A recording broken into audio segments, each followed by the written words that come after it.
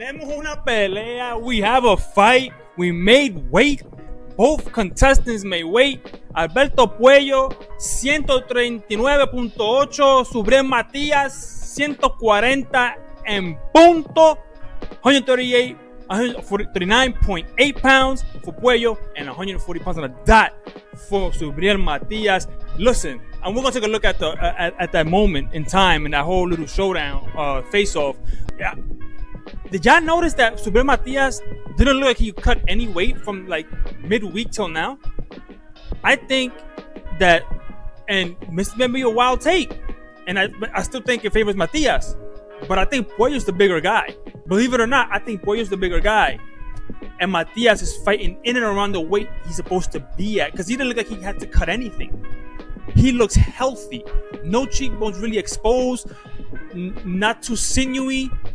You know, not too much striations of the muscles, whereas Puello looked like skeletal at 139.8. So we're going to take a look at that video right now. But first, if you're new here, thank you for stopping in and choosing this video. And if you're a subscriber, thank you for the continued support. It's been excellent in the last few days. So please continue to support. I greatly appreciate it. Let's grow this community out.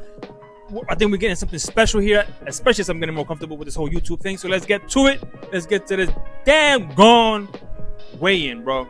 This ish was crazy. We will first welcome the challenger from Fajardo, Puerto Rico. His professional record, 22 wins, just 2 defeats. All 22 wins. There you go. Let's go. Let's just forward. I don't want to get copywritten. You know what I'm saying? Look at Puello. Man. All right, let's just get, I don't want to go too far.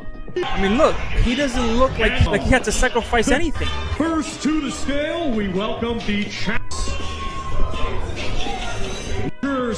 face. 140 even for the challenger. He don't look like he need a Gatorade. He don't look like he need water. He don't look like he need air.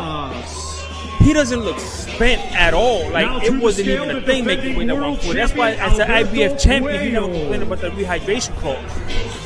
Now look at Puello. This dude looked like a beef jerky. For the defending world champion.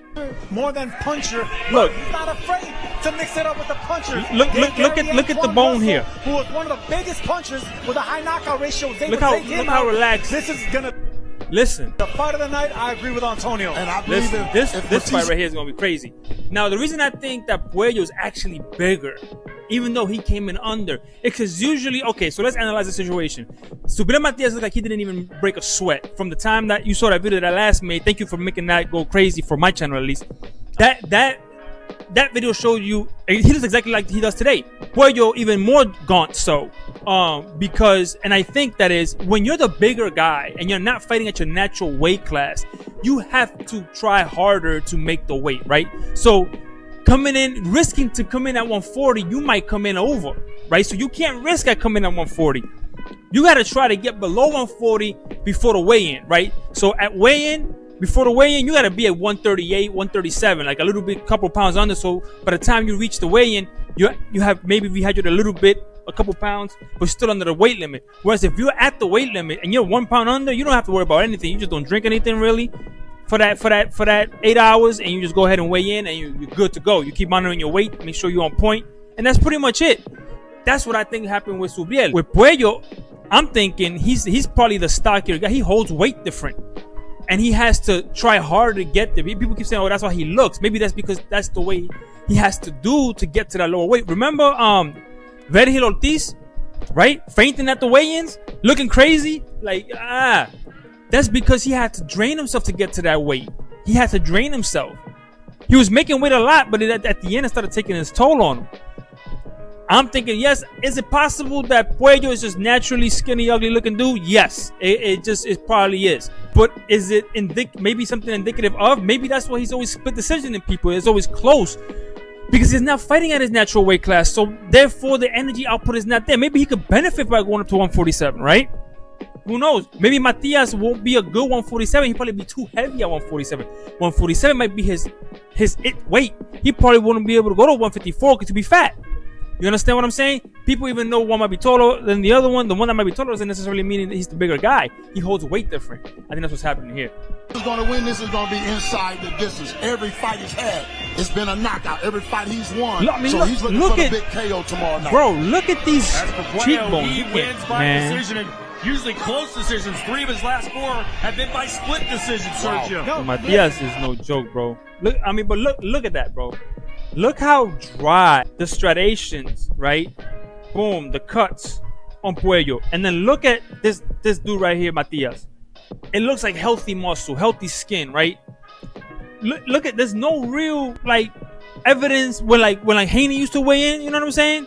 There's no evidence of like having to kill himself to make weight. That actually, I can explain that. There's a little right there. It's a little. Thing about Matias, but it's expected, right? You don't want to go punch for him. You don't want to really put too much gas because you want to. Listen, this fight's gonna be fire, bro. Up next. Here and lay it all on the line. You don't want Alberto Puello to start throwing dollars like. Now look, I did see. Let's take a quick look at Cepeda and Shakur. Great victories. Officially weighing in. They're hoping this is the next Julio Cesar Chavez, bro. Here's the thing. He has way more fights than Shakur. None of them are as quality as Shakur. And when he came close to quality as Shakur's resume, it was with Tevin Farmer, and Tevin Farmer was kind of schooling him. Next on to the quality of resume that Shakur has versus in amateur and in professional pales in comparison to what Cepeda has. Cepeda's not going to make this. I don't know if he gets knocked out, but he's not going to win this fight. the reigning and defending Shakur is the better, is the way better pedigree fighter. And look, he's getting into that strength. Look at his, he got the definition. He's looking like a fighter now. 135 pounds for the reigning 135 and defending even. three-time world champion. Three-time world champion. See, Cepeda, it's not gonna go good for him. It's not gonna. Cepeda versus Stevenson. Shakur is gonna be in the pocket all night. It's gonna make it a thing for him. Both undefeated. He's gonna make it a thing for him. It's gonna be but check it out. They booing Shakur. He's a tri-state area dude. He's supposed to be the favorite here, the hometown kid, and Cepeda's gonna love. You know why? Because in Manhattan, from 116th Street in Manhattan, from Lexington to First, that's Little Mexico right there. And they all showed up. I'm trying to tell you, all those Mexicans from right there, all showing up right there, bro. New York has a heavy Mexican presence. So it's not surprising to me that that's who's here right now, back. And that's what I'm saying, that Shakur needed to stand behind. He started in the other press conference speaking some Spanish. He needs to literally pick it up, embrace that Puerto Rican side, bro, because once you do that, you're going to have the American audience, and you're going to have the Puerto Rican audience, and then you're going to make boku bucks, man, because once you have us in your corner, it's a wrap. We're going to show up every time. And we're going to root you like, you know what I'm saying? Because a lot of black fighters and American fighters always like complain that, you know, we delineate. Like, America doesn't cheer on. That's what Floyd used to always say. They don't cheer me here in America. But the foreigner comes from the Philippines and they cheer him like crazy. That's because his contention shows up. And it's unfortunate. That's the same thing you see in here. The Mexicans are showing up for Cepeda. You get the Puerto Rican on your side, Puerto Ricans, you're going to see that contention show up. I'm trying to tell you. 1 day away. William, a un día Yo, que this falta, translator is aquí hilarious. está toda su fanaticada. ¿Qué tiene usted para decirles a ellos ya? Look at Oscar. It's not going to be easy because you have to stay calm, cool, and collected with Shakur because he can frustrate you. But I tell them all the time, the head always moves like a swivel, but the body stays put. Aim for the body. And I saw. So he tried. That's the game plan apparently. You know, I didn't see the Shiraz Berlanga weigh-in, to be honest. Let's see if there's anything here.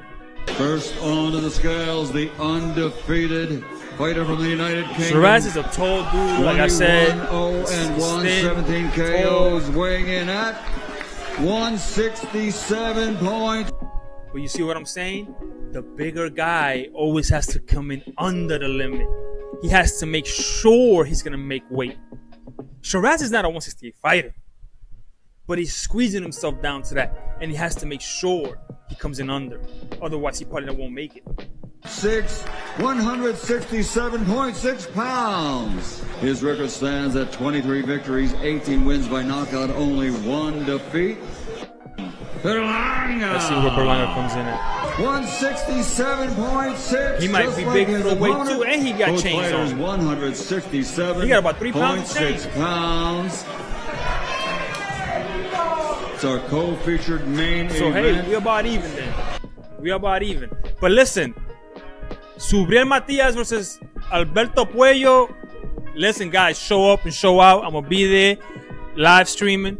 Even if my internet is out of whack, I'm gonna need y'all there. All right, I might go live tonight if once you watch this video and you made it this far. I might go prelims, not sure. Definitely for the main card, I will be. But man, it's a crazy weekend, man. I'm just so happy for it. Let me know what you think in the comments down below. Do you think that Puello looks gaunt and that Matias looks right on weight and has natural weight cuts? Do you think that is, it's gonna be Alberto Puello with the speed and elusiveness because he is a lighter looking guy? Let me know in the comments down below. See you in the next video, and I'm out. Peace.